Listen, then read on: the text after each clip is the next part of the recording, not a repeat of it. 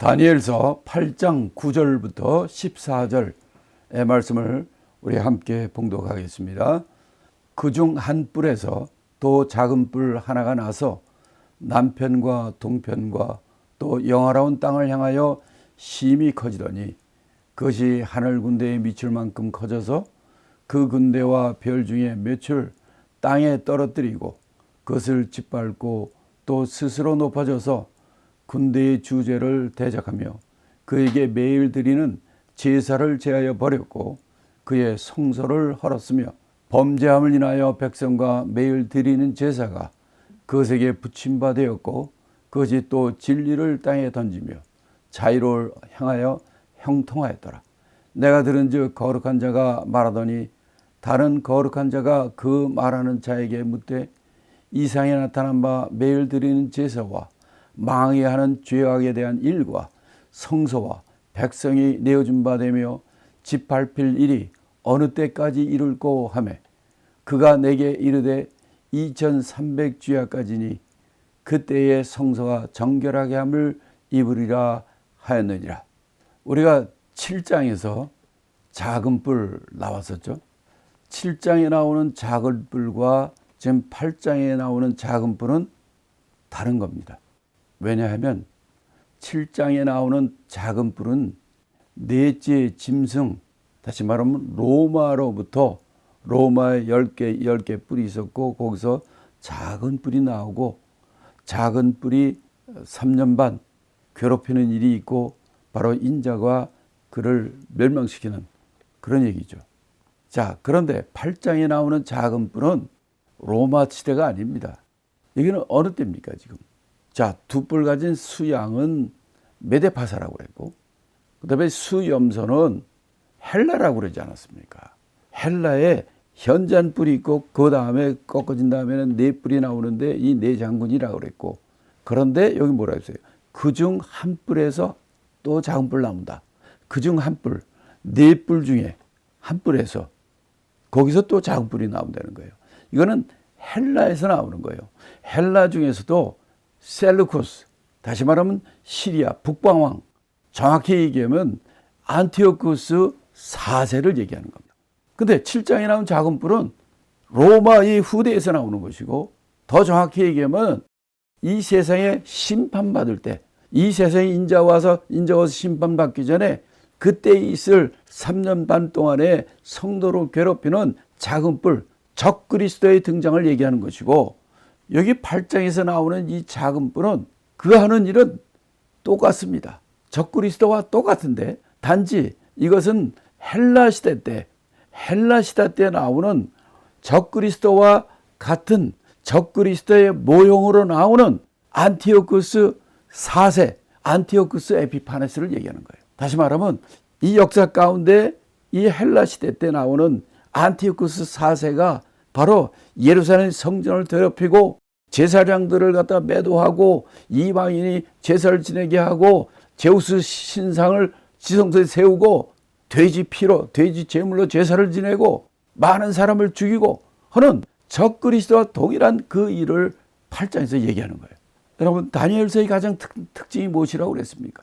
1장부터 6장까지는 역사를 기록한 것이라 역사 순서대로 기록이 돼 있어요.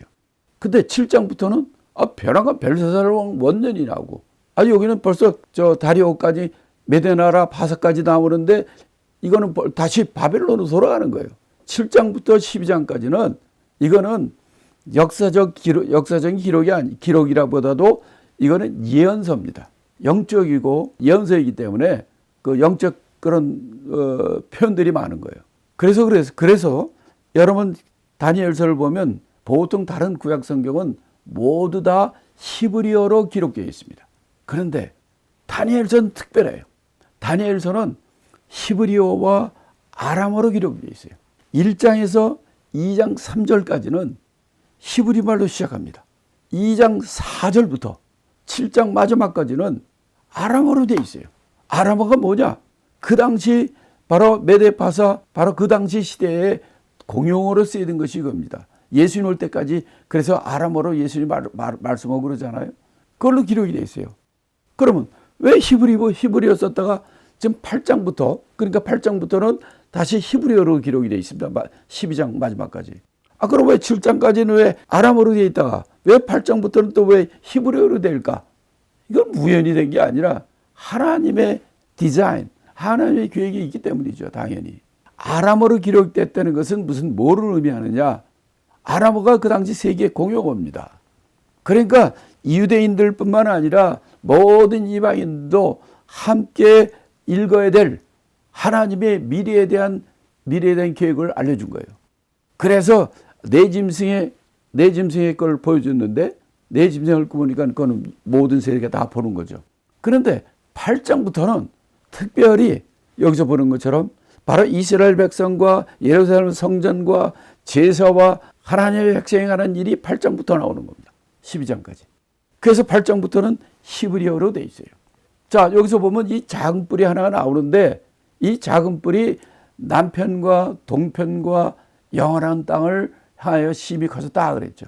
남쪽은 애굽이고 동쪽은 또 헬라 쪽이고 영원한 땅은 어디냐? 하나님의 약속의 땅, 바로 이스라엘 땅, 유대 땅이죠. 그를 향했다는 거예요. 왜 그를 향할까? 그건 이제 나중에 또 얘기가 좀 더 나올 수가 있는데, 이 특별히 우리가 뒤에서 나오지만은 남북 전쟁이 150년 동안 있게 되고, 그 동안에도 네 나라가, 네 장군이 서로들 이 욕심과 야욕이 있기 때문에 많은 서로들 전쟁이 많이 일어납니다. 이때 특별히 이들이 애굽도 치고 헬라도 치고 이스라엘 땅도 치는 이유는 뭐냐면, 바로 이 이스라엘 땅이 그 당시에 바로 애굽, 그러니까 톨레미 왕조, 애굽 남왕국에서 관리했기 때문에, 그쪽에 동조했기 때문에 애굽을 칠 때 바로 이 유대 땅, 이스라엘 땅도 그들이 친 것입니다. 그쪽과 싸워서 여러 가지 힘들고 그러니까 오다가다 치는 거예요. 돌아가다가 이스라엘 땅을, 예루살렘, 특별히 예루살렘을 가가지고 그들이 치는 거예요. 그래서 뭐라고 되어 있냐면, 하늘 군대에 미칠 만큼 커져서 그 군대와 별 중에 몇을 땅에 떨어뜨렸다. 영원한 땅이라는 건 유대 땅이고, 또 하늘 군대라는 것은 바로 하나님을 섬기는 바로 이스라엘 백성들을 얘기하는 거죠. 그 중에서도 이제 그들과 대적해 싸우는 그 군대를 얘기하는데, 그 군대와 별 중에 몇을 땅에 들여다. 우리가 요한계시록에 보면 별들이라는 것은 바로 지도자들을 얘기합니다. 교회 지도자, 영적 지도자. 저 지도자들을 떨어뜨리고 타락시키고 하는 그런 일을 했다는 거예요. 또 그가 하늘보다 더 높아지려 하고, 또 군대의 주제를 대적한다. 군대의 주제가 누구십니까? 전쟁의 주인이 누구십니까? 전쟁은 바로 하나님께 속한 거 아닙니까? 군대의 주제는 바로 하나님을 얘기하는 거예요. 근데 그가 하나님을 대적하고, 그래서 하나님께 드리는 제사를 제해버리고, 그 성소를 헐어버리고, 거기다 제우스 신상을 세워놓고 제사장들을 다 돈으로 매수하고 타락시키고, 그 이방인을 제사장으로 세우기도 하고, 성결한 제물을 드려야 되는데 거기다 돼지 피로 드리고 암돼지를 드리고 그 피를 마시게 하고, 정말 상상할 수 없을 정도로 이들이 이런 범죄를 하고, 그 이스라엘 백성들은 안 그랬을 거예요. 정말 이 하나님 살아계시나는 게 있어요. 이렇게 악한 놈들을 어떻게 그냥 놔두는가, 많이 그랬을 거예요. 그러니까 진리를 땅에 떨어뜨리고 그가 제멋대로 자기 행하고 그렇게 형통하게 그렇게 했다는 거예요. 그랬더니 그걸 보는, 환상을 보는 그 천사들도, 야, 이거 매일 드린 제사 망하게 하는 죄악에 대해서 성소와 백성에 이렇게 내어졌는데 이 짓밟힐 일이 도대체 어느 때까지 이룰고 했다는 겁니다. 이게 얼마 동안 이러는 거야? 그게 그럴 때 그 천사가 다니엘에게 말해줍니다. 2300 주야 때까지 그때 성소가 정결함을 입으리라, 이렇게 얘기를 했어요. 그렇죠. 다시 말하면 이 안티오쿠스 4세, 안티오쿠스 에피파네스라고 자기가 이름을 불렀습니다. 에피파네스라는 얘기는, 안티오쿠스는 그 셀루코스의 아들들의 이름을 셀루코스 2세, 안티오쿠스 2세, 셀루코스 3세, 안티오쿠스 3세, 4세 뭐 이렇게 내려가는 겁니다. 그런데 이 안티오쿠스 4세, 이 하는 짓거리는 완전히 마지막 때에 나와서 할 작은 뿔, 마지막 때에 나와야 될 적그리스도, 엔타이 크라이스트, 그 짓거리를 그대로 하는 거예요. 그거를 미리 보여주는 거예요. 마지막에 나타날 적그리스도의 모임인 것입니다. 근데 그가 이름을 뭐라고 그랬냐면 안티오쿠스 에피파네스 이렇게 불러요. 에피파네스라는 뜻이 뭐냐면요, 신, 내가 신으로 현현했다. 지가 하나님이다, 지가 신이다 하는 자, 그런 이름이에요. 그렇게 자기는 안티오쿠스 4세인데 안티오쿠스 에피파네스라고 이렇게 해먹고 이렇게 적그리스도의 일을 했는데, 그걸 보는 이 천사들도 야, 이게 언제까지, 이 악한 일이 언제까지, 정말 하나님이 살아계시지 않나, 이게 언제까지 될 것이냐, 이렇게 얘기할 정도로 있었는데 바로 그 천사가 알려줍니다. 2300주야라는. 그러면 2300주야라는 게 뭐냐 하는 겁니다. 2300, 이거를 이제 2301이라고 하는 사람도 있고 2300주야니까 날짜로 하면은 하루가 낮과 밤이 있는 거잖아. 주야가 있으니까 이거는 2300을 둘러 나누면 1150일이다. 이렇게 얘기하는 사람도 있고, 아니다, 이 글자 그대로 2301이다 이렇게 보는 경우가 있고요. 또 어떤 이단들이나 예를 들어서 여호와의 증인이라든지 저희 안식교라든지 이런 데서는 2300년을 얘기합니다. 그때부터 시작을 해가지고 2300년이 되니까 1870몇 년에 예수님이 오신다는 거 아니에요. 그러다 안 되니까 조사 심판으로 예수님이 오셨는데 공중에서 조사 심판한다, 뭐 이런 걸 해가지고 지금까지 가고 있는 거예요. 그래서 정통적으로는 2301로 얘기합니다. 실제적으로 그 기록에 의하면은 주전 171년부터 165년까지, 또 어떤 데는 164년까지도 얘기합니다. 근데 그게 같다고 보는 이유가 뭐냐면 주전 165년 12월 25일 그때에 메카비 형제가 성전 정결을 위한 혁명을 일으킵니다. 그래가지고 그 기간이 있기 때문에 12월 25일이라고 해 바뀌잖아요. 그러면 주전 164년이 되는 거예요. 그래서 어떤 데는 164, 어떤 데는 165 이런 게 있는데 기간은 2300일이에요. 그렇게 해서 성소가 정결하게 입었다. 이렇게. 누구에 의해서? 마카비 형제를 중심으로 많은 사람들이 그걸 대항해서 그를 쫓아내고 성전을 정결케 했어요. 그래서 안티오쿠스는 그래서 쫓겨나 가지고 악질, 내장이 썩고 그런 해서 사람한테 준 게 아니라 그렇게 병이 나가지고 그래가지고 이사를 떠나게 됩니다. 그래서 그것을 기념해서 마카비 형제의 성전 정결을 기념해서 생긴 그 절기가 수전절이랍니다. 그래서 유대인들은 이걸 하누카라고 불러요. 영어로는 Feast of Dedication입니다. 그래서 크리스마스 때 되면은 미국, 저희가 사는 이 미국 많은 군데에서 해피 하누카, 우리는 메리 크리스마스지만 그들은 해피 하누카 합니다. 이게 수전절이에요. 요한복음 10장 22절에도 보면 수전절이 가까우니 이는 때는 겨울이라. 이렇게 요한복음에서 10장에서 나타납니다. 이 실제적인 일이 2300주야 동안 성소를 정결케 하는 일이 이루어졌고, 그것으로 수전절이 생기고, 지금까지도 해피 하누카 이 절기를 지키고, 이것이 주전 550년 전에, 주전 550년, 지금으로부터 2550년 전에 다니엘을 통해서 하나님이 보여주신 거 아닙니까? 놀라운 일이죠. 자, 여기서 그래 작은 뿔은, 이걸 다시 한번 정리해보면 이런 것입니다. 바로 여기서 말은 그 작은 뿔은 헬라 나라의 네 나라가 됐다고 그랬잖아요. 하나는 마케도니아, 헬라, 하나는 터키, 아시아, 또 하나는 시리아, 북왕국, 또 하나는 남왕국, 애굽. 이런데 이 작은 뿔은 이 네 뿔 중 하나에서 바로 북왕국, 셀루코스, 그의 후손 왕, 안티오쿠스 에피파네스, 안티오쿠스 4세가 작은 뿔을 노릇을 한 거예요. 그래서 BC 171년부터 165년 때까지 예루살렘 성전을 모독을 했습니다.